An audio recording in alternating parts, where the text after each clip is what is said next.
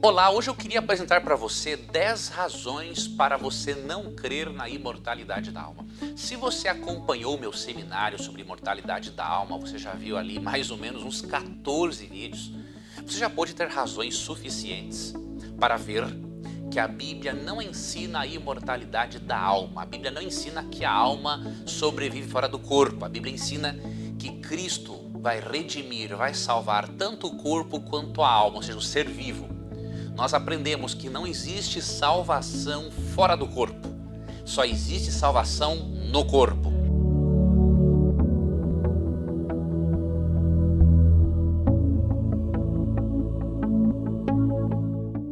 Hoje eu quero apresentar para você 10 razões mais para você não crer na imortalidade da alma. Essas 10 razões eu extraí do artigo de Lucas Banzoli, que é um irmão evangélico que deixou de crer na imortalidade da alma. Inclusive, há uma entrevista dada por ele a mim aqui no meu canal. E eu agradeço muito ao Lucas por compartilhar esse testemunho conosco. E você poderá ler essa entrevista dele aqui na descrição do vídeo. Além disso, eu vou deixar para você na descrição do vídeo perguntas desafiantes e respeitosas feitas pelo professor Azenilto Brito a respeito da imortalidade da alma. Perguntas que ajudam aos imortalistas a perceberem a incoerência da crença deles. E vou deixar também aqui um terceiro link, que é o link para o artigo do Lucas Banzoli, tá ok? Então este artigo, nele apresenta essas 10 razões, seria muito importante você ler, porque o Lucas recheou o artigo com textos bíblicos. Ok? E eu garanto, se você ler um artigo desses, comparando os textos bíblicos na sua Bíblia, você deixa de crer na imortalidade da alma. Sendo você um pesquisador, obviamente, sincero. Tá ok? Primeira razão para não crermos na imortalidade da alma, porque o homem é uma alma e não possui uma alma. Se você ler Gênesis 2,7, ali é dito o seguinte: então formou o Senhor Deus ao homem do pó da terra, e lhe soprou nas narinas o fôlego de vida, e o homem passou a ser uma alma vivente. O homem se tornou uma alma vivente. Então, ao invés de dizer que Deus colocou uma alma no ser humano, Gênesis 2,7 diz que o ser humano se tornou uma alma, foi feito alma. Então, é bem diferente você ter uma alma de você ser uma alma. Então, essa é a primeira razão. Segunda razão, porque há várias citações bíblicas que falam da morte da alma. Por exemplo, em Ezequiel 18, verso 4, diz: a alma que pecar, essa morrerá. Então, se a alma pode morrer, e eu apontei outros textos bíblicos no seminário que demonstram isso, isso demonstra que a alma não é imortal. Se a alma fosse imortal, não existiriam tantos textos bíblicos dizendo que a alma morre. Além de Ezequiel 18, 4, você pode ler Ezequiel 18, 20, Números 23, 10, Atos 3, 23, Êxodo 31, 4, Josué 10, 28 e muitos outros textos. Terceira razão para não crermos na imortalidade da alma, porque a Bíblia diz que a alma desce à cova na morte. A Bíblia não diz que por ocasião da morte a alma vai para um lugar intermediário ou para o inferno. Pelo contrário.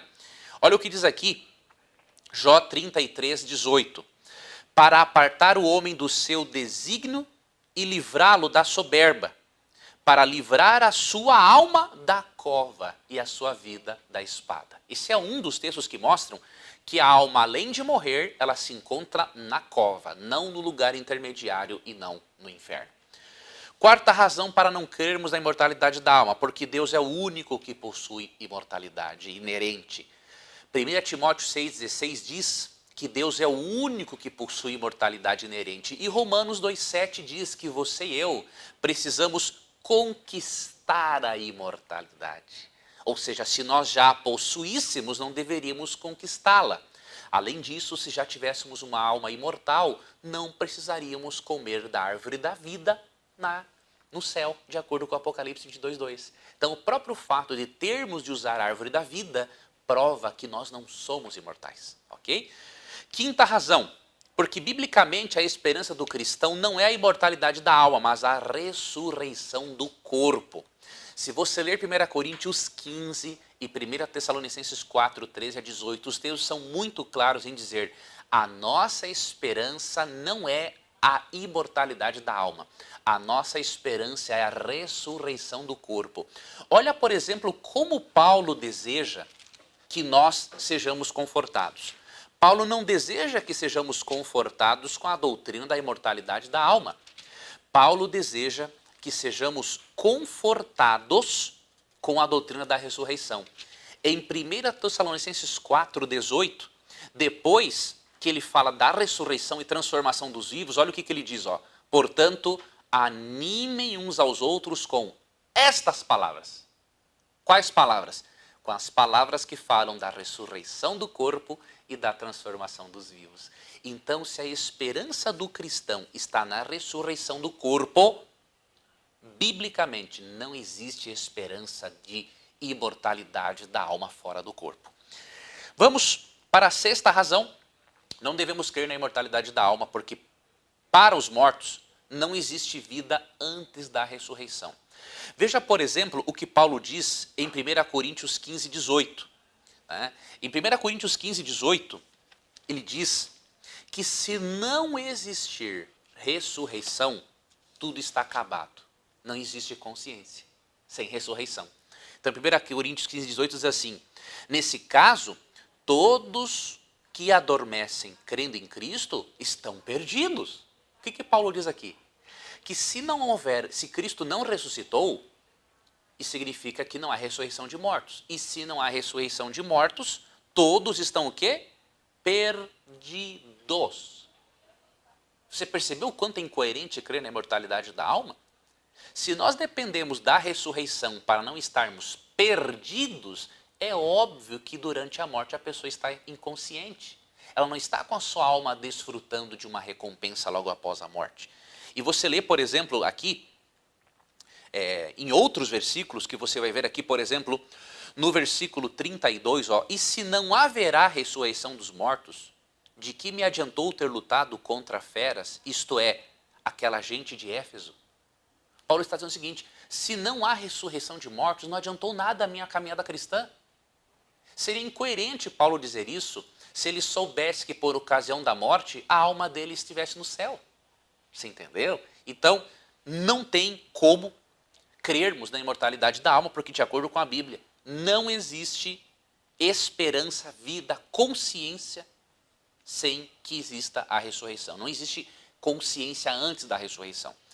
Sétima razão, porque só seremos revestidos da imortalidade após a ressurreição. É importante que você leia 1 Coríntios 15, tá?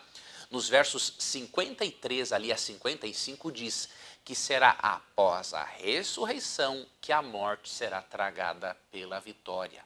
Será apenas depois do momento em que o corpo for revestido da imortalidade, é que nós poderemos ser imortais. Repito até o que Oscar Cullmann, teólogo luterano, disse. Ele disse que não existe salvação fora do corpo. A salvação é do corpo, é no corpo. Ok? Oitava razão, porque a recompensa só ocorrerá na ressurreição. Em Lucas 14, 14, o próprio Cristo disse o seguinte, que a recompensa virá na ressurreição dos justos. Eu vou ler aqui para você o texto, para deixar para você de forma mais clara. Em Lucas 14, 14, diz assim: assim, na ressurreição dos justos, você será recompensado por ter convidado aqueles que não podiam lhe retribuir. Ou seja, quando que o justo receberá a recompensa? Por ocasião da morte? Não, na ressurreição dos justos. Isso aqui é repetido em Daniel 12, 13. Deus falou para Daniel, no fim dos dias te levantarás e receberá a tua herança ou a tua recompensa. Seria totalmente sem sentido esse tipo de texto se já por ocasião da morte Daniel se encontrasse na presença de Deus. Ele já teria recebido parte da recompensa antes da ressurreição. Mas como em Daniel 12, 13, toda recompensa é dada só na ressurreição, isso demonstra que ninguém ainda se encontra no céu ou no lugar intermediário desfrutando de parte da recompensa. Vamos aqui para a nona razão, estamos chegando ao final, porque a Bíblia nos oferece uma ampla linguagem de aniquilação final. A Bíblia mostra que mesmo existindo gradação de castigos, ou seja, alguns queimarão mais tempo no lago de fogo do que outros, no final a Bíblia fala que os ímpios serão aniquilados. No Salmo 37:20 é dito que os ímpios se desfarão em fumaça. Em Malaquias 4:1-3 é dito que eles se farão cinzas debaixo dos nossos pés. E você vai ver no link, que se encontra aqui na descrição, no artigo do Lucas Banzoli, dezenas de textos mostrando, não é, a aniquilação final. Não simplesmente do corpo, mas a aniquilação de todo o ser, você vai perceber. E a 10ª razão para não crermos na imortalidade da alma, porque um tormento eterno e consciente é contra a moral divina. Por que é contra a moral divina? Você precisa entender que o castigo eterno dos ímpios será eterno nas consequências e não na duração. Seria totalmente contra a moral divina ele castigar no inferno, por exemplo, um ladrão de galinhas que não se arrependeu e Adolf Hitler, que matou mais de 6 milhões de judeus. Veja, é totalmente desproporcional. É óbvio que Hitler tem que ter uma punição maior no Lago de Fogo do que um ladrão de galinhas que não se arrependeu.